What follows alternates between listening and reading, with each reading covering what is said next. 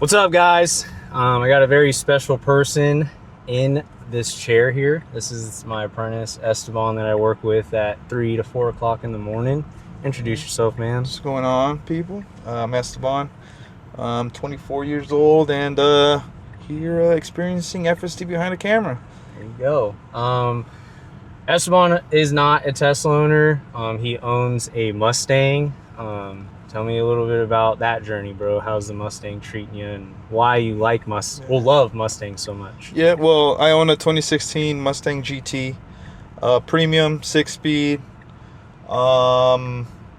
It's a car that I love dearly because of my upbringing and because it's just a grown man's Lego at the end of the day. Growing up, my cousins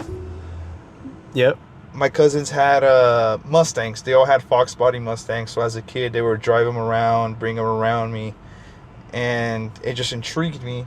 And one of my cousins that passed away, he had a GT convertible. Oh, and shoot. After he passed, they stored the car at my house. And as a kid, I would always go to the backyard and lift up the tarp to see what kind of car it was. So just that curiosity sparked the addiction for cars. Yeah. I mean, I always ask gas owners this question at the end of the day.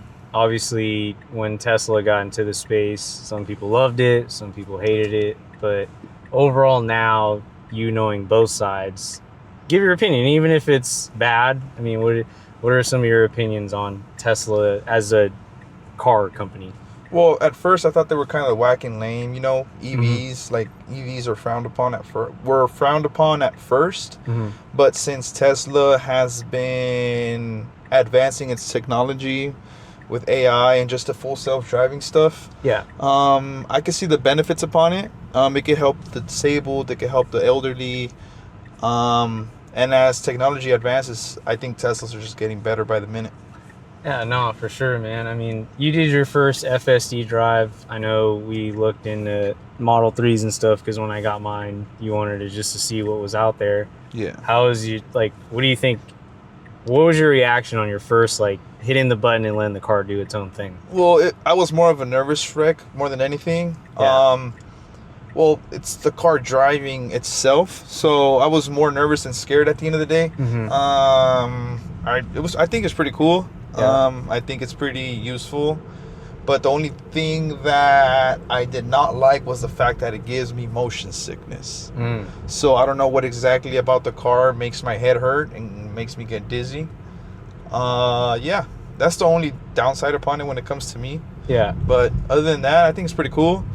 I would like to have a car that drives me to places, but you know, at the end of the day, I do like driving a 6-speed. Yeah, no, for sure, man. And like I said, eventually, you know, like you telling everyone you're 24. I remember when I was 24. You know, like, shoot, what car did I have when I was 20? Oh, I had a Honda V6 Accord. Did probably everything to that thing. Put a Pioneer radio. I put 210s in the back.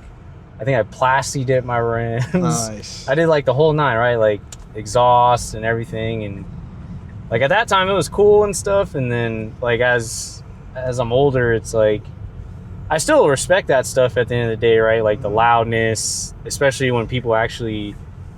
I like the type, like your car. I like your type of car. Yeah. Okay, FSD's tripping right now. I like your type of car because it's simple but clean. Yes. Thank you. You know, like I get it. There's scenes for the big wings and the whatever makes your side skirts poofy and all that stuff. But I always like a car that is simply modified and everything is under the hood. I like OEM plus builds. So upgrading the seats to like more comfortable race seats. I like that. Minimalistic cosmetic changes like a wing, but not too excessive. Lowering the car, wheels, tires. Stuff like that, but nothing too excessive at the end of the day. Yeah. Yeah.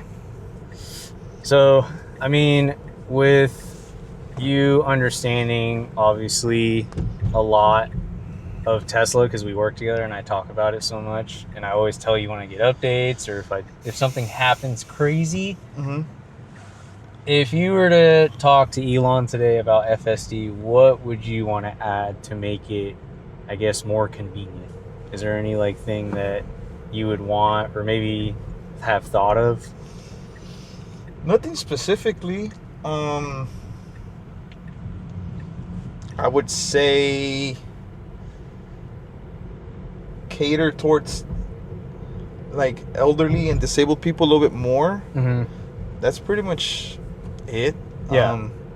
I'm not saying he's not catering towards them, but since my parents are getting older and since it's harder for them to drive as time goes on, it'd be pretty cool if, you know, it was more centered towards the elderly and disabled when needed. Yeah. Or just like, is this car bilingual in a sense? Like, can you program this car to work in Spanish as well? Oh, let me ask. Hey, Grok. If someone drove my car and their first language is only Spanish, can you help them out? Sí, puedo ayudarles hablando en español. Solo diles que me hablen y les guiaré con navegación, clima o lo que necesiten. Oh, so there you go. Problem solved. Yep. So that's it. And then I was like, make the car dummy proof in a sense. Yeah. Because, you know, like older Mexican people, or like Mexicans and Filipinos end up being cousins in a sense. Yeah. Like something like dumb it down a little bit for people that are not too technologically advanced. Mm-hmm. That'd be pretty cool too. Because my dad doesn't even know how to work an iPhone. Oh, okay. So that'd be pretty handy. But if he could just talk to the car, then that's pretty much it. You can literally do that. Like, watch. I always do this in all my videos. Hey, Grok, give me very good news in the USA today.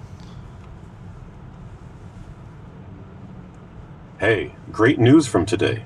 The Trump administration just announced $17.5 billion in loans for 10 new large nuclear reactors, boosting clean energy big time.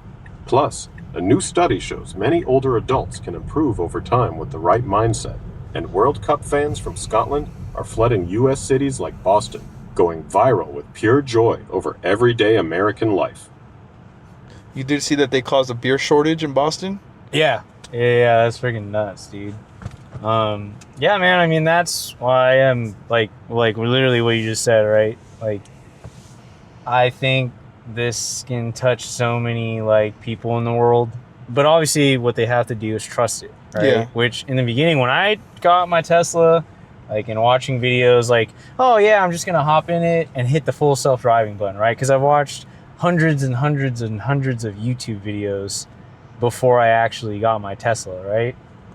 And when I got in, I was a little like, ooh, dang, I actually have to do it now, you know? Like, I actually have to tell it to do full self-driving, and I did, and it drove me from South San Francisco pretty much back home. I think I ended maybe like the last maybe 10 miles, so I could just what we call spiritual driving. There you go.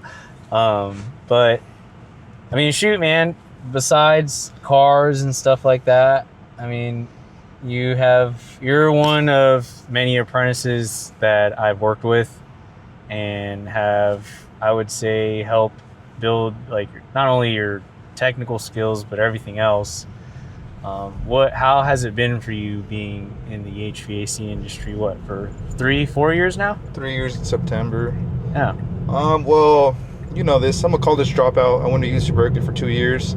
I wanted to be more hands-on, and I think being in the trade is very intriguing because it still challenges you physically and mentally. Mm-hmm.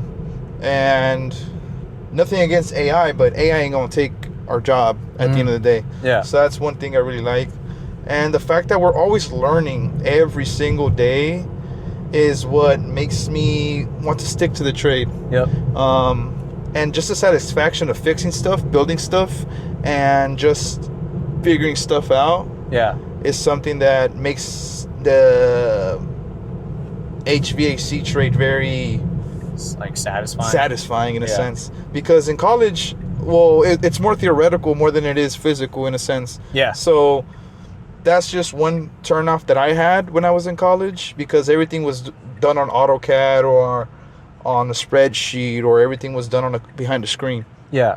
Now that I'm in this trade, it's fun, and we get paid to learn, and I get paid to go to school, and I get paid to drive around a big white van with just logos on it. Yeah. No, for sure, dude. I mean, that's what's honestly super cool. I'm glad it brought it. Sorry, squirrel. I'm glad it brought us back to this park, because I don't know if it was this update or another one. It never parked, so really? I'm interested to see if it's gonna park. Okay, nice. It better park. Yeah. So the thing, obviously, the biggest thing that is kind of like, wait, what does that even mean? So the thing I've noticed with the FSD updates, right? Like, they get freaking super good, right? Like, it's tripping because of that guy. Yeah. And then they have what we call, like, minor regressions. Minor aggressions? Regressions. Like, sometimes when we get the update, like, a route that I normally take, it'll take the opposite of the route. Oh. So that's what we call, like, a regression, right? Yeah. But, like, I'm pretty sure, let me know in the comments if I'm falsifying. They do, like, little over-the-air updates without notifying you that you got an update. Okay. Right? So I think it's still going to do the same thing. Like, what I'm going to have to do is probably pin this parking lot, because it's pinned in the field. Right? So I'm going to hold it there, and let's see what it does. So this is where, when I think it was 14.3.3, I got, this was a regression right here. It literally did this, and then it's obviously seeing cars, right? And it sees a bunch of people.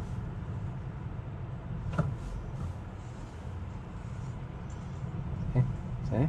Oh, that's actually pretty cool. And then, yeah, it's not, for some reason, this park, it just doesn't want to park. I don't know what it is. Right? So, yeah, we're just going to chuck this route, this specific destination, as a loss. Yeah. So this is the stuff this is the reason why I make FSD videos, is because stuff like this is live, right? Yeah. Like, and I have different POVs, because some people are like, oh, you're freaking driving. How am I driving? I'm not driving. Yeah. Right? So, like, this is where we get, like, flamed in the comments, right? Like, haha, it freaking failed. But so would you rather have it fail on Navi, or would you rather have it fail on safety? Yeah. Well, obviously on Navi. But yeah. At the end of the day, I think probably what is messing with the car right now is the fact that the parking lot isn't in a straight line. Yeah. So I think that's probably what it is. Other than that, the car's driving itself. Yep. What else can you do about it? Yeah, exactly. So, yeah, this is a regression. I'm glad we got it, and I'm glad you're a part of it, so I can explain to you what a regression is, because lately, like, a lot of my drives have been flawless, like on like the couple videos I've dropped. So I like that it's showing you a regression, right? Yeah. So, I mean, man, obviously we work together, and I don't think I'm in charge of you. I just babysit you is how I see it, right? Like, I don't ever see myself like that, but the one thing I've noticed about you, man, is you're always willing to try. You're always willing to learn. And not only that, bro, you're willing to grow. Yes. Right? For someone who's 24 years old, and this is my experience with your generation, right? Just a couple of handful of experiences. You're way ahead of your time, in my personal opinion. Appreciate it. To where you're at, right? You don't mind constructive criticism. You're open to always trying something new, even if it's uncomfortable. Yeah. Right? Like, you're super willing to try anything new. Yeah. And that, to me, because I have a younger sister that's your age, and she's just like you, but a girl version. Yeah. She actually is very mature like you, and definitely looks at life differently. Where do you think that stems from? All this, like, just how mature you are for your age, just that in general. Just the upbringing I had. My father was very hard on me at just at a young age. Mm-hmm. He had me doing chores around the house. He had me doing grown-up things before I was even a grown-up. Yeah. For example, I've been working since the age of 11. Mm-hmm. Just because, I always wanted to have a quick buck in my pocket, you know? Yeah. And also I would get my butt whooped if I never came home with the 4.0 or if I got in trouble at school, it would be a whooping. Yep. That's just a Mexican upbringing. That's why I think I am the way I am. And I grew up with older people. All my cousins, like I mentioned earlier, they're 20 years older than I am. And basically I grew up around men rather than growing up with other adolescents. Yeah. And that's what I think sets me off compared to other people my age right now. Mm-hmm. And the fact that I see constructive criticism as a tool more than just a judgment. I like that. Because constructive criticism at the end of the day is... how can I say it? Constructive criticism is an advantage because that person is telling you what you need to do to grow, and that right there is worth $1 million because you're just bettering yourself after that situation. Exactly. You get what I'm saying? So, for example, you've seen me struggle, but whenever you give me that constructive criticism, when have you seen me struggle on that same thing a second time? Yeah, exactly. So, at the end of the day, constructive criticism is a tool. And I am the way I am because of my dad, my cousins, and just the household I come from. Yeah, no, and I could totally see that, bro. I definitely can relate to you. Sorry, I'm adding a trip. I can definitely relate to everything you're saying because, like I tell you all the time, I see myself a lot in you, and I know that obviously we only have 8 years apart, but you know, at the end of the day, man, I just want you to continue to grow. I want you to continue to like challenge yourself. Yeah, for sure. I appreciate that. And that's why I kind of like how, you know, these people know on my YouTube, right? And my like X account, you know, like when I lost my grandma, it made me lose an old part of myself, right? Like a part of myself where, you know, I unfortunately let work consume the hell out of me, right? It's just, sorry to interrupt you. We don't live to work. Yeah. We work to live. Yeah. And that's one thing you figured out recently. Yep. Because you let work suck you into every situation you were in. Yep. And that was the issue at the end of the day. Sorry. No, 100%, dude. And, you know, like for those, shoot, man, if there's someone watching that's a blue collar on this video, you know, that's my biggest advice, you know, being a licensed journeyman, is learn how to turn it off, you know. And I struggled with that for 2 years, and I've recently, I wouldn't say like a month, it's been, what do you think, like 8-9 months? Yeah, 8-9 months since I made this change. And more, it's been close to, it's almost like what, 10 months. Yeah, 10 months. And obviously, you know, days aren't perfect, but the main goal is, you know, once I'm off work, I'm off work. And once I'm home, I'm home. Yeah. And then one thing I appreciate about you is that you don't see yourself as a journeyman at the end of the day. You see yourself as a colleague, but more of a, how do I say this? More of a leader in a sense. Because you have put me in a segue where you lead me to success, or you lead me, you don't show me the answer, you take me to the answer. You know what I'm trying to say? And that's one thing I appreciate about you at the end of the day.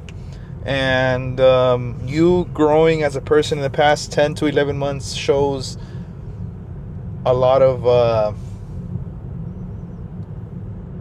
like that you hold yourself accountable. It shows a lot of accountability at the end of the day, because you're not scared of the truth and you're not scared of what to fix.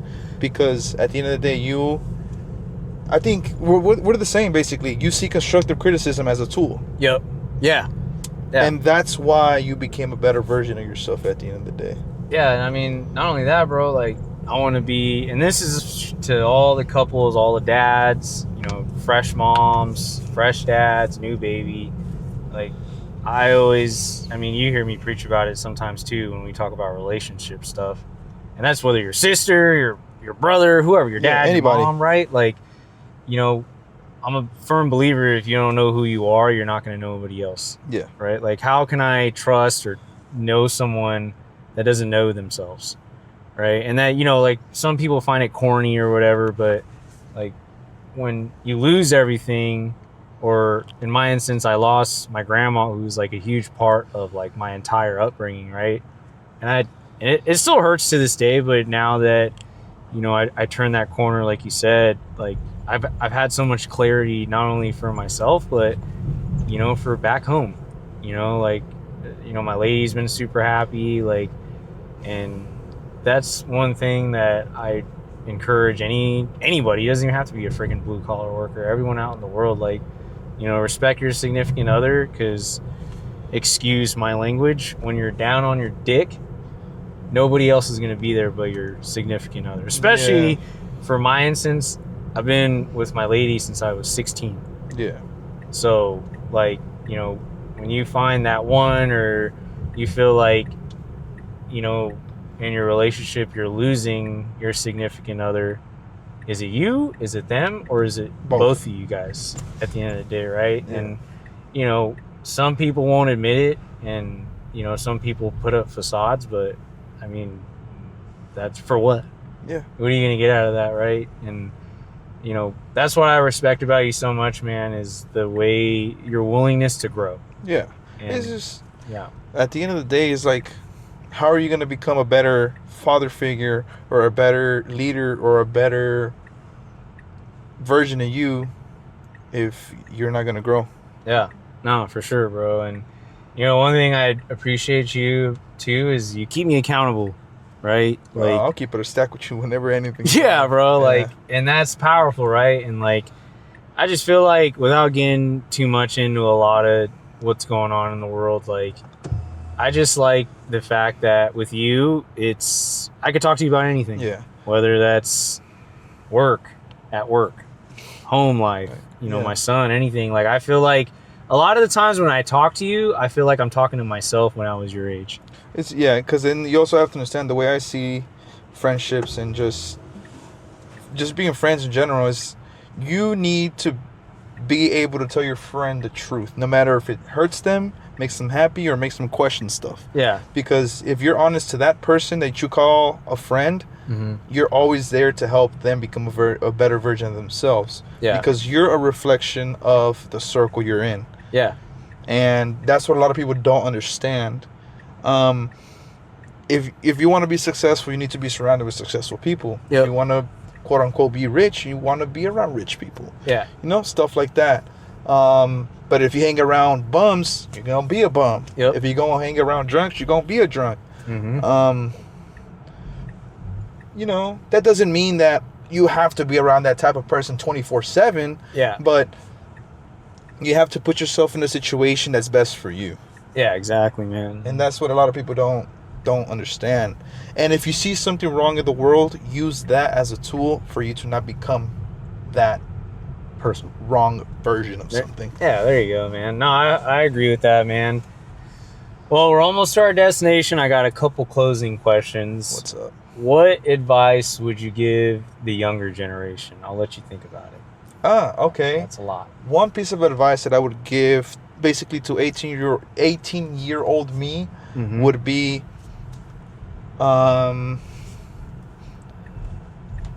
college isn't just the only route to your future. I would say enjoy life. Don't be scared to commit mistakes, because at the end of the day, you can afford to mess up because you're just 18. You're 17, 16. You can always bounce back from something. You still live at home, and you still have a whole future ahead of you. 3 would be, don't be scared to communicate your needs. Those are the 3 main ones. I like that. I mean, yeah, man, I really was looking forward to this video. I had a little transcript, but like for questions, but I was kind of overlooking at it and just went natural. But, you know, I really, really, really appreciate like just everything, man. You know, I don't mean to get too emotional or whatever, but you know, shoot, when did we start Hayward? It was late September, early October. Right? So we used to see each other at the shop. We used to be a shop kid and all that stuff. And then we hopped on this big project. And I can tell you what, man, you yourself have taught me a lot of things. And you've taught me a lot of things. And not only that, bro, like we've been there for each other, right? Like we both, for people that don't know, we used to be very little hefty, you know? But I would be a crash out. I was a very, very, very bad crash out. No, I'm not talking about that, bro. I'm talking about going to the gym. Oh, and that too. Yeah, gym. I used to be, well, I'm still a big boy, but it goes, you know, there's a balance now. Yeah. Nah, man, I just love how we keep each other accountable. We push each other at work. We push each other at the gym. And most of all, bro, we help each other grow. Yeah. You know what I'm saying? Like, you're like the little brother I never had type of thing, right? And, you know, we'll end it this way, bro. Did you feel unsafe today in this car? No, and guess what? I didn't get motion sickness. Whoa! So that's a new. So I was expecting to get motion sickness. You know what that is? That's called software updates. But we did have, I'm not going to give it a perfect drive. The Val Vista Park, it was not happy about that. That's the second time it just, for some reason, did not want to park. And then Elon adapted to curves. Yeah. And then a little bit of wheel jerk. And it's funny that when I'm by myself in my car, it drives me flawlessly. Yes, but you also have to understand that it's a computer. Yeah. It doesn't have the same instincts as a human at the end of the day. So if the... Yeah. Kind of. We might get flamed in the comments for that, but Yeah, kind of, yes, no, but... It's like with FG, bro. Like when FG rolls with me, FSD acts up. But then when I'm by myself, like if you watch all my videos, bro... for the most part, I'm not saying every video is perfect, but anyways, guys, we're hungry. We're at In-N-Out. I mean, this is where Tesla drives a lot of their vehicles when they first release. So that's how I wanted to end this video. Yeah. But I appreciate my apprentice. I hope you guys learned a thing or two. Please like, comment, and subscribe, and we'll catch you guys on the next one.